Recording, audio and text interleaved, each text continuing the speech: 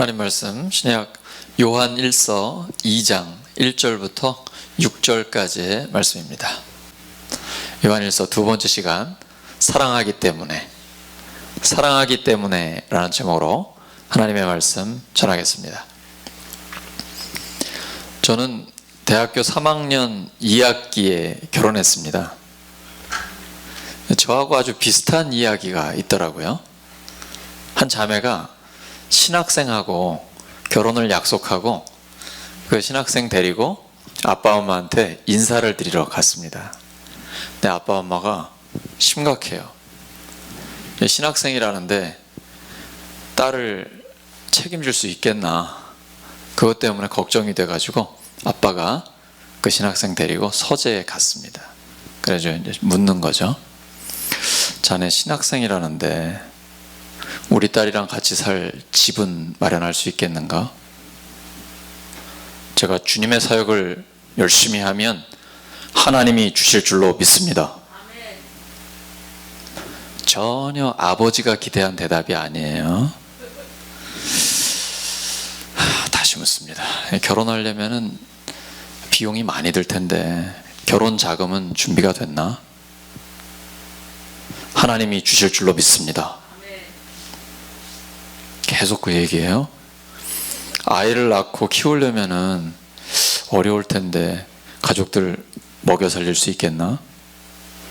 제가 주님의 영광을 위해 살면 하나님이 다 책임져 줄 줄로 믿습니다. 뭘 물어봐도 다 하나님을 믿는다고 하니까 더 이상 물을 수가 없는 거예요. 그래서 그냥 같이 나왔습니다.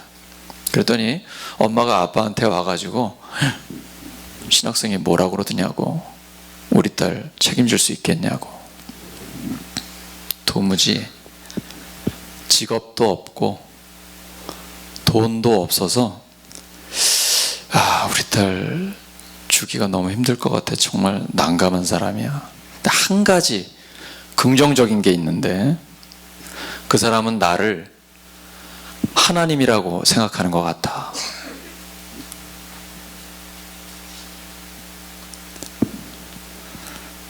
예수님을 믿는 사람과 믿지 않는 사람은 생각의 차이가 너무 큽니다.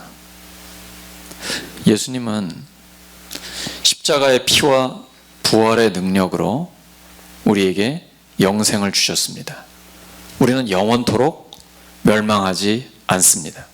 그리고 아무도 우리를 예수님의 손에서 빼앗을 수 없습니다. 요한복음 10장 28절 29절 시작. 나는 그들에게 영생을 준다. 그들은 영원토록 멸망하지 아니할 것이요 또 아무도 그들을 내 손에서 빼앗아가지 못할 것이다. 그들을 나에게 주신 내 아버지는 만유보다, 만물보다 더 크시다. 아무도 아버지의 손에서 그들을 빼앗아가지 못한다. 이 예수님을 만난 바울이 로마서 8장 38절 39절에 이렇게 확신을 합니다. 시작. 내가 확신하노니 사망이나 생명이나 천사들이나 권세자들이나 현재일이나 장래일이나 능력이나 높음이나 깊음이나 다른 어떤 피조물이라도 우리를 우리 주 그리스도 예수 안에 있는 하나님의 사랑에서 끊을 수 없으리라. 바울이 빌립보서 1장 6절에서 선포합니다. 시작. 너희 안에서 착한 일을 시작하신 이가 그리스도 예수의 날까지 이루실 줄을 우리는 확신하노라. 이제 제자 디모데에게 이렇게 보냅니다. 디모데후서 1장 12절. 이로 말미암아 내가 또 이 고난을 받되 부끄러워하지 아니함은 내가 믿는 자를 내가 알고 또한 내가 의탁한 것을 그 날까지 그가 능히 지키실 줄을 확신함이라. 아멘. 우리를 구원하신 하나님은 끝까지 책임지십니다. 제 친구가 부산에서 목회하는데 그 교회 앞에는 돌판에다 이렇게 새겨놨어요. 앞에다가 그 교회에서 모토로 삼는 말씀을 탁 붙여놨어요. 하나님은 당신을 끝까지 사랑하십니다. 하나님은 이랬다 저랬다 하지 않으십니다. 예수님의 죽으심과 부활로 우리를 구원하셨습니다. 그리고 끝까지 책임지십니다. 이걸 신학에서 성도의 견인이라고 합니다. 하나님이 굳게 지켜주신다는 겁니다. 그래서 걱정하지 않으셔도 돼요. 바울은 디모데후서 1장 12절에서 선포한 것처럼 내가 믿는 자를 내가 안다. 나는 내가 믿는 하나님을 안다라는 겁니다. 우리가 알고 있죠? 우리의 하나님을 우리는 확실히 알잖아요. 영생은 곧 유일하신 참 하나님과 그가 보내신 자 예수 그리스도를 아는 것입니다. 성경의 하나님을 경험으로 아는 것입니다. 테스 형은 모릅니다. 소크라테스는 몰라요. 너 자신을 알라. 이게 툭 내뱉고 그냥 간 거예요. 내일이 두려우면 예수님께 여쭤봐야 돼요. 대답을 모르는 사람은 알 수가 없죠. 요한복음 14장 6절 시작. 내가 곧 길이요 진리요 생명이니 나로 말미암지 않고는 아버지께로 올 자가 없느니라.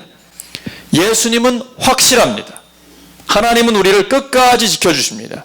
요한일서 5장 18절 시작. 하나님께로부터 난 자는 다 범죄하지 아니하는 줄을 우리가 아노라.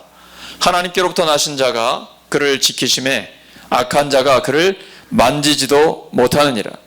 하나님께서는 우리의 죄를 완전히 용서해 주셨습니다. 예수 믿을 때까지 지은 죄, 예수 믿고 나서 앞으로 지을 죄까지 다 용서해 주셨습니다. 그럼 이제 죄 지어도 되겠네요. 그냥 편안하게 죄 지어도 괜찮겠네요. 하나님이 다 용서해 주셨잖아요. 또 용서해 주실 거잖아요. 죄를 지어도 회개할 필요도 없겠네요. 어차피 용서해 주실 건데요, 뭐. 이렇게 극단으로 나가는 걸 이단이라고 합니다. 실제로 그런 이단이 있습니다. 하나님이 마음껏 죄 지으라고 용서해 주셨을까요? 그럴 리가 없죠. 요한일서 2장 1절의 상반절입니다. 시작.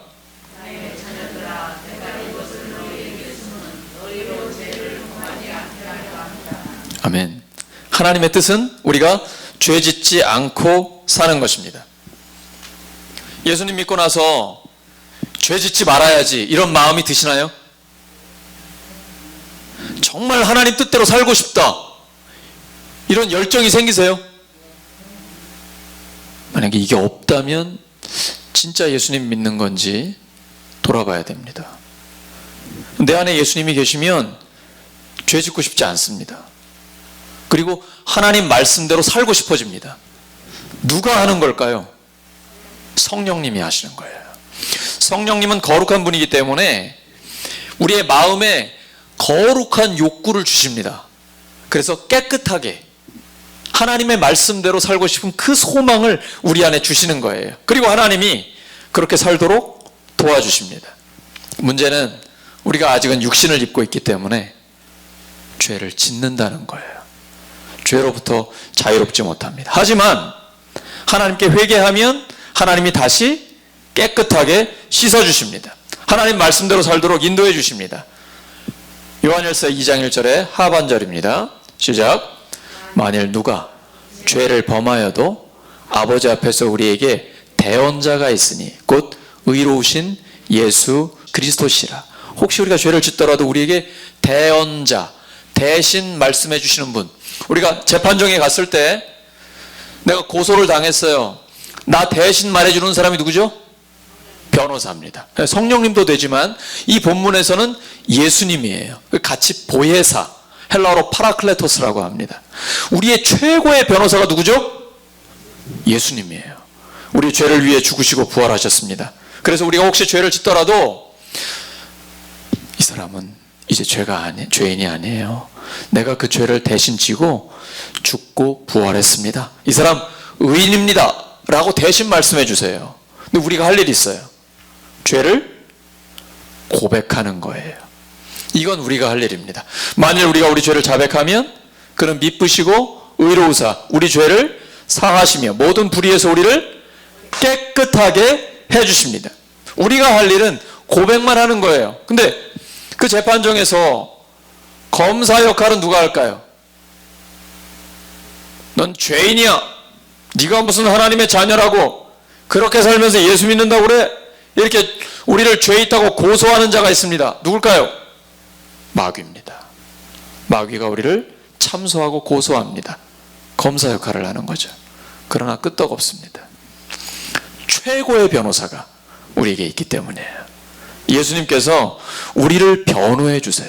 그래서 결코 정죄받지 않습니다. 로마서 8장 1절 2절 말씀. 그러므로 이제 그리스도 안에 있는 자에게는 결코 정죄함이 없나니 이는 그리스도 예수 안에 있는 생명의 성령의 법이 죄와 사망의 법에서 너를 해방하였음이라. 이것이 바로 우리가 받은 은혜입니다. 근데 이렇게 은혜, 하나님의 용서를 받은 우리는 믿음으로 말씀에 순종해야 됩니다. 사도행전 27장 25절 시작.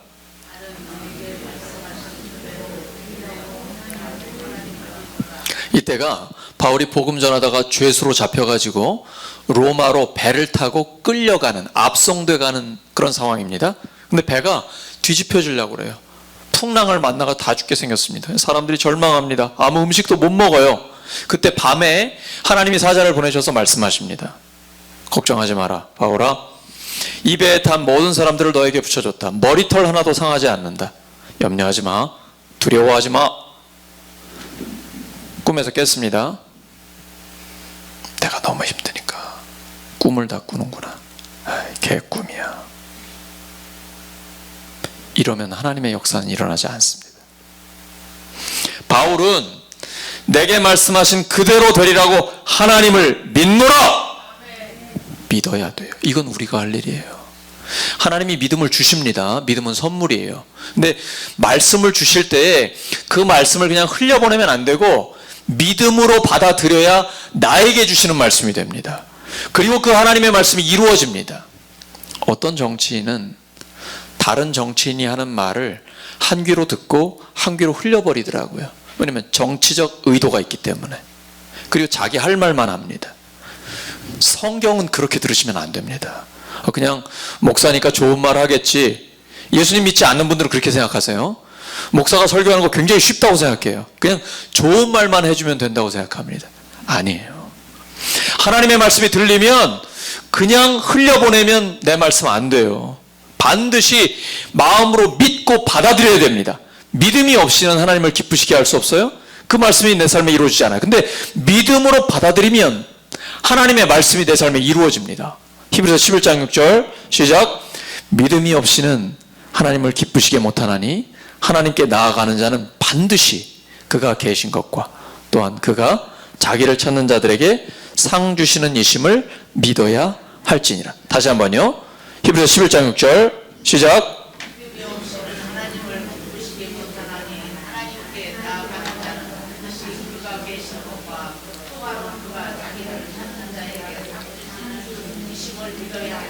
이렇게 믿음으로 받아들이면 그 말씀이 내 삶에 실제로 이루어지게 됩니다. 믿음은 바라는 것들의 실상이요, 보지 못하는 것들의 증거입니다. 제가 어려서부터 하나님의 말씀을 들을 때 그 믿음은 바라는 것들이 실제로 이루어진다. 그리고 보지 못하는 것들이 우리의 삶에 하나님의 역사로 경험하게 된다. 이 말씀 들으면서 자랐는데 하나님은 그대로 역사해 주십니다. 하나님의 말씀을 믿음으로 받아들일 때요. 그리고 예수님은 항상 하나님이 기뻐하시는 일을 하셨습니다.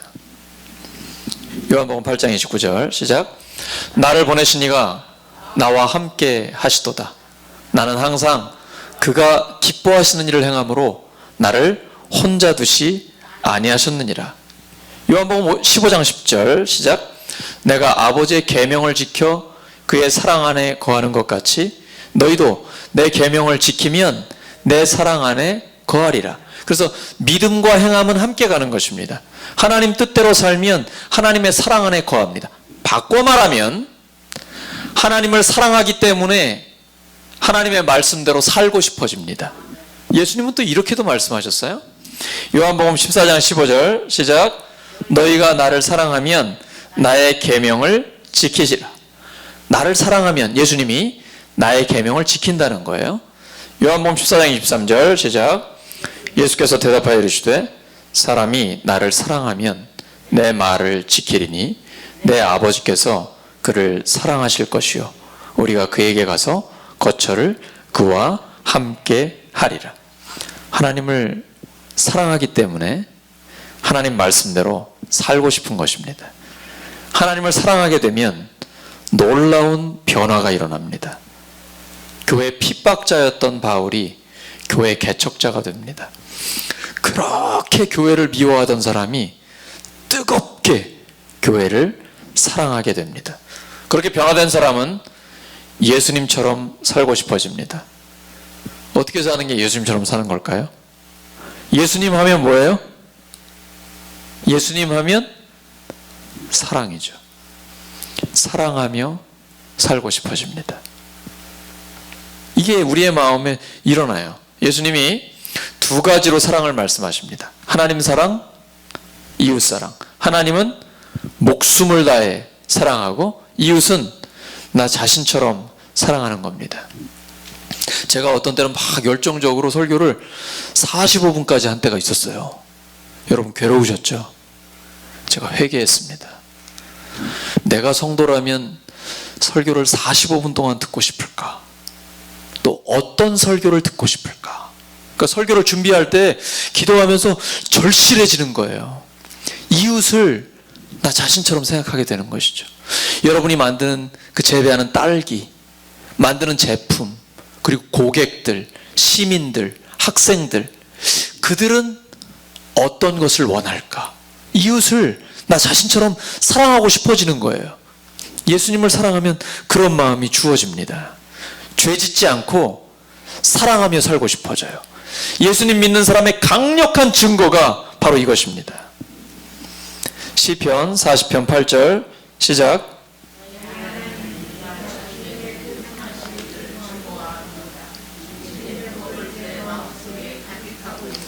시편 기자가요, 하나님 주님의 뜻 행하기를 제가 즐거워합니다. 억지로 하는 거 아니고 시켜서 하는 거 아니고요. 지난 월요일에 예결위원 자문위원 회의를 했습니다. 저는 너무 행복했어요. 우리 예결위원 자문위원들이 자원에서 기쁨으로 너무너무 좋아서 교회 살림을 하는 거예요. 그리고 그 교회 살림 1년을 돌아보면서 다 같이 기뻐하고 감사했어요. 저는 그게 너무 좋은 거예요. 목사가 시켜서도 또 억지로도 아니고 즐거워서 기쁨으로 하나님을 사랑하기 때문에 교회를 사랑하기 때문에 하는 그 일 말입니다. 그래서 그 분위기가 얼마나 좋은지 제가 집에 와서 아내한테 너무너무 행복하다고, 분위기가 너무 좋다고, 하나님이 주시는 그 뜨거운 분위기, 기쁨의 분위기가 우리 교회에 있다고, 정말 감사할 일이죠. 우리 하나님께 영광의 박수 올려드리겠습니다. 정말 하나님 은혜예요. 너무너무 감사한 거예요. 내가 주님의 뜻 행하기를 즐거워합니다. 주님의 법을 제 마음속에 간직하고 있습니다.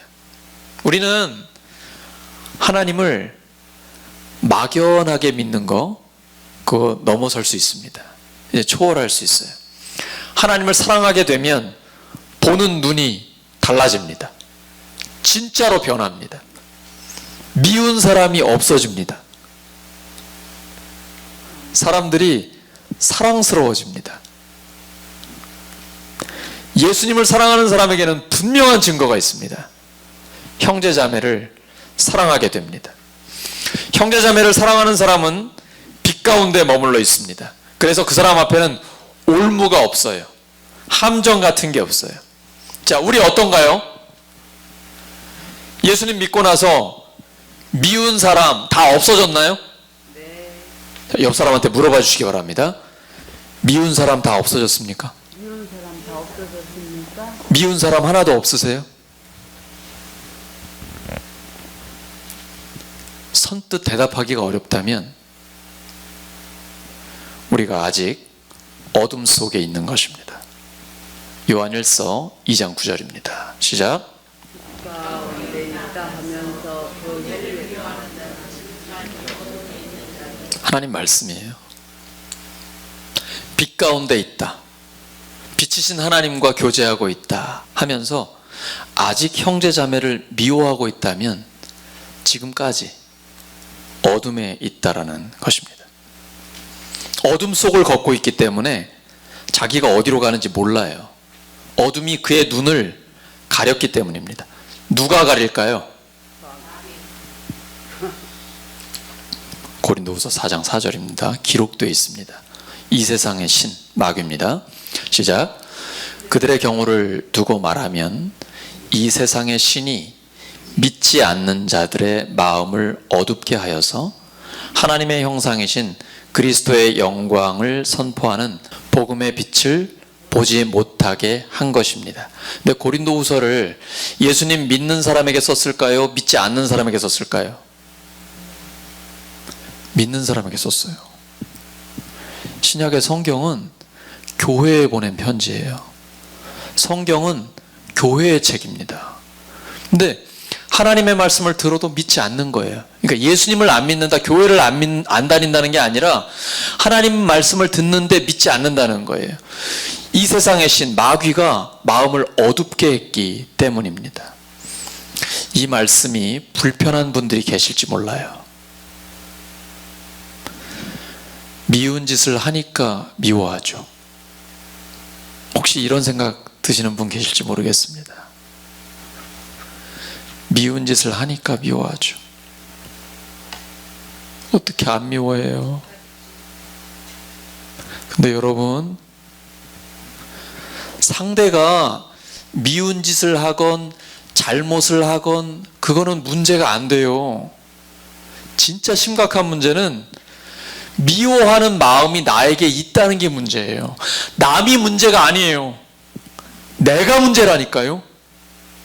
내가 구원받고 내가 영생을 누리는 것이지 지금 남을 탓할 때가 아니라니까요. 굉장히 심각한 것이 예수님을 믿는데도 아직도 사람을 미워해요. 그러면 주님과의 관계가 매우 문제가 큰 거예요.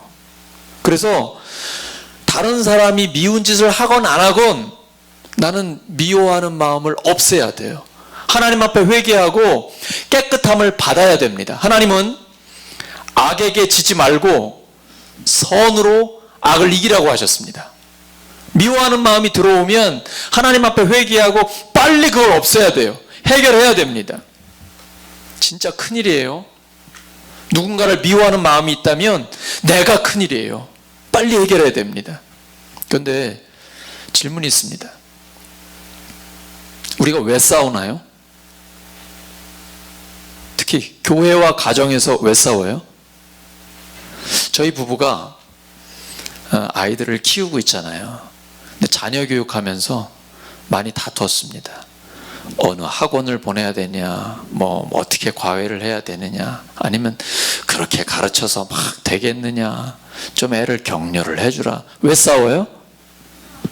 잘해보자고 싸우는 거예요. 교회에서 왜 싸워요? 좋은 교회 만들고 싶어서 싸워요. 잘하고 싶어서. 잘하려고 싸우는 거는 정말 어리석은 거예요.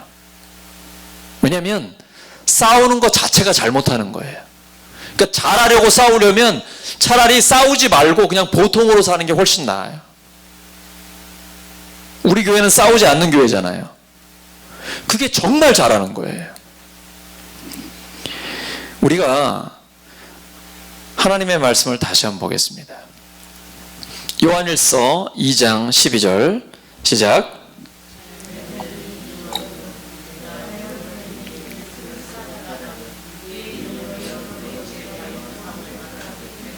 그래도 정말 미운데 어떡하냐. 여러분 그런 사람 있죠? 정말 미운데 어떡하냐. 이때는 이 말씀 기억해야 됩니다. 내가 여러분에게 이 글을 쓰는 까닭은 그의 이름으로, 누구의 이름일까요? 예수님의 이름으로 여러분의 죄가 용서함을 받았기 때문입니다. 우리가 어떤 사람입니까? 지옥에 가야 할 죄인입니다. 하지 말라는 거 하고 마음 더럽고 죄 짓지 말라고 하는데 죄 짓고 돌아다니고 하나님이 보실 때 우리가 얼마나 미울까요? 그렇지 않겠습니까? 죄가 없으신 하나님이 죄를 짓는 우리를 보면서 얼마나 미울까요? 근데 하나님 어떻게 하셨어요? 우리를 위해 예수님을 보내주셨어요. 그리고 예수님은 우리의 죄를 대신 지고 십자가에 죽으시고 부활하셨어요. 그리고 우리의 마음에는 성령님이 오셨어요. 이게 복음이에요. 우리는 이런 은혜를 받은 사람이에요. 근데 어떻게 사람을 미워해요? 미운 사람이 생기면 십자가를 바라봐야 됩니다. 사람이 미워지면, 해결이 안 되면 십자가를 바라봐야 됩니다. 옆 사람 축복해 주세요. 미운 사람 생기면 십자가를 바라보세요. 미운 사람 생기면 십자가를 바라보세요. 이런 은혜를 받았는데 어떻게 우리가 미워하면서 살아요? 근데 세상이 왜 이래요? 왜 이렇게 힘들어요? 테스 형은 몰라요. 테스 형은 천국이 있는지 몰라요. 예수님께 여쭤봐야 돼요. 세상이 왜 이렇게 힘들어요? 왜 이렇게 악하고 음란하고 더러워요? 왜 그럴까요? 사람들이 죄를 지었기 때문이에요. 그래서 하나님과의 관계가 깨졌어요. 그리고 마귀의 종으로 살아가요. 그래서 그래요. 세상의 문제들이 복잡하죠. 엄청나게 많은 문제들이 있죠. 원인은 딱 하나예요. 죄의 문제예요. 이걸 해결하러 예수님이 오신 거예요. 우리의 죄를 지고 대신 죽어주시고 부활하셨어요. 그래서 예수님을 믿는 이유가 여기 있는 겁니다. 예수님 믿으면 구원받습니다. 죄의 용서를 받고 모든 죄를 씻음받고 하나님의 자녀가 됩니다. 더 이상 마귀의 종으로 살지 않습니다. 하나님의 종으로 살게 됩니다. 그리고 하나님께서 그 마귀를 이기게 해주십니다. 우리 안에 승리하신 주님이 계시기 때문입니다. 그리고 미움이 없어지는 기적이 일어납니다. 죽은 자가 살아나고 불치병자, 암 환자가 고침받는 거 기적이죠. 근데 진짜 기적은 사람이 변하는 겁니다. 여러분, 사람 변하던가요? 안 변한다고 믿고 계십니까? 예수님 믿으면 변합니다.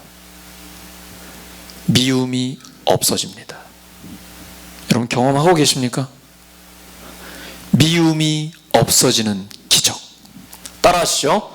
미움이 없어지는 기적. 미움이 없어지는 기적. 미움이 없어지는 기적. 믿음이 없어지는 기적. 하나님이 그렇게 해주세요. 얼마나 행복한지 몰라요. 그리고 그렇게 변하는 사람들을, 성도들을 보는 것이 큰 기쁨입니다. 하나님 그렇게 해주세요. 시편 37편에 놀라운 말씀이 있어요. 시편 37편 1절 시작.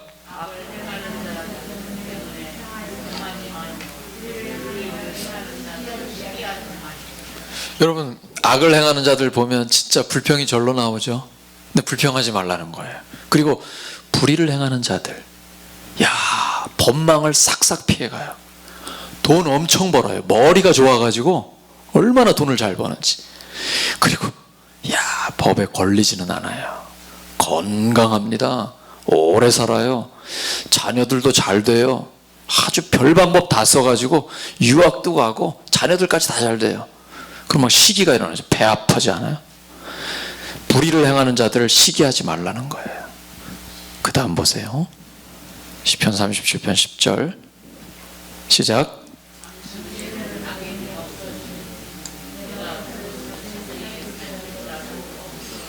희한한 일이죠. 예수님을 믿고 조금 있다 보면 악인이 없어졌어요. 어디로 갔을까요? 하나님이 싹 없애주셨을 수 있습니다. 또는 미운 사람이 없어졌어요. 왜 그럴까요? 이상하죠? 다 어디 갔어요? 그 사람들이 갑자기 다 착해진 거예요? 아니요. 내 마음에 은혜가 충만해지면 미운 사람이 없어져요. 하나님을 뜨겁게 사랑하면 사람들이 사랑스러워져요. 여러분, 신혼 때 생각해보세요. 신혼.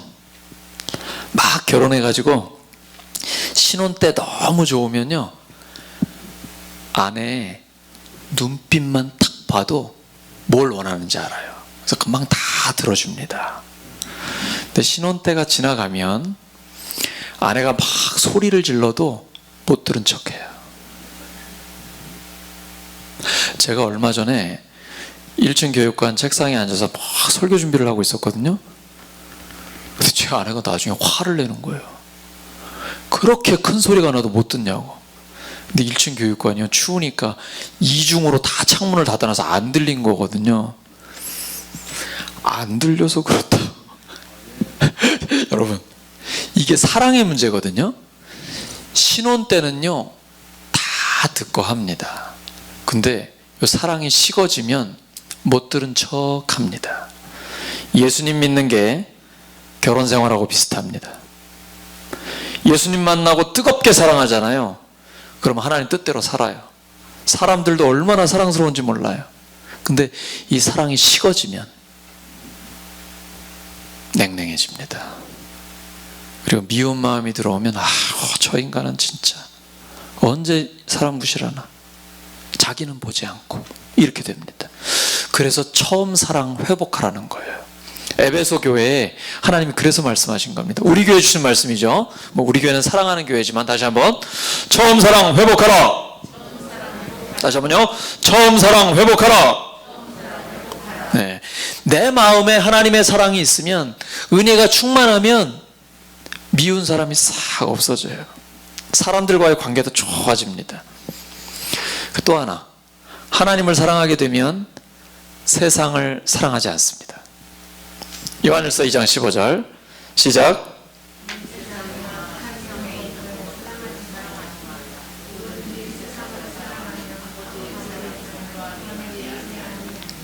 하나님을 사랑하면 세상을 사랑하지 않게 됩니다. 왜냐하면 내가 내 아내를 사랑하면, 내 남편을 사랑하면 다른 여자, 다른 남자 사랑하지 않습니다. 하나님을 사랑하면 세상을 사랑하지 않습니다. 반대로 하나님을 사랑하지 않으면 세상을 사랑할 수밖에 없습니다. 사람은 뭔가를 사랑하며 살게 되어 있습니다. 뭔가 이루고 싶고 무엇인가 하고 싶어요. 그래서 뭔가를 하면서 살아가거든요. 그게 그 사람이 사랑하는 거예요. 하나님을 사랑하지 않으면 세상을 사랑합니다. 그것이 우상이 됩니다. 육신의 정욕, 안목의 정욕, 이생의 자랑, 이것을 갈구하면서 살아가게 됩니다. 우리는 둘 중에 하나 선택해야 됩니다. 하나님을 사랑하든지 세상을 사랑하든지. 양다리 못 걸칩니다. 하나님 그걸 용납을 안 하세요. 하나님과 돈을 겸하여 섬길 수 없습니다.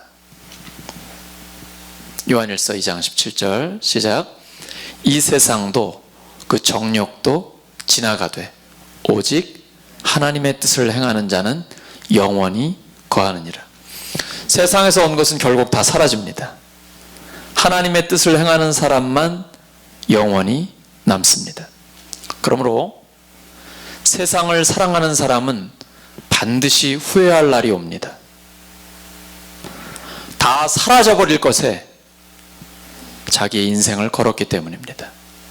오직 영원한 것은 하나님의 뜻, 하나님의 뜻을 행하는 사람밖에 없습니다. 이 영원함에 우리 인생을 걸면 영원히 행복합니다. 후회 없는 인생을 살게 됩니다. 세상은 악하고 음란합니다. 어둡고 더럽습니다. 하지만 하나님은 그 세상을 버리지 않으십니다. 성경의 핵심이죠. 요한복음 3장 16절 시작.